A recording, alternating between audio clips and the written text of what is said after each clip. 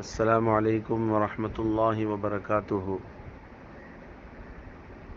தொழுகை இல்லாதவனுக்கு இஸ்லாத்தில் எந்த பங்கும் இல்லை. தொழுகை இல்லாதவனுக்கு மார்க்கத்தில் எந்த ஒரு பங்கும் இல்லை.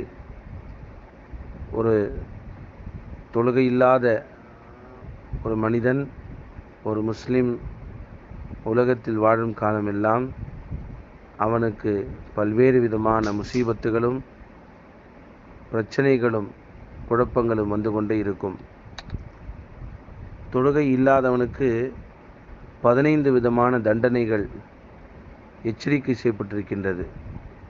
அதிலே 6 தண்டனைகள் உலகத்திலேயும், மௌத்துடைய நேரத்தில் 3 தண்டனைகளும், கபரில் அடக்கம் செய்த பின்னாடி அங்கே 3 தண்டனைகளும், பிறகு கியாமத்துடைய நாள் என்ற மறுமை நாளிலே 3 தண்டனைகளும், இப்படியாக 15 தண்டனைகள் இருப்பதாக எச்சரிக்கை செய்யப்பட்டிருக்கின்றது தொழுகை இல்லாதவனுக்கு. எனவே தொழுகை இல்லாமல் ஒரு முஸ்லிம் ஒரு நாளும் ஒரு முஃமின் கடந்து போக முடியாது.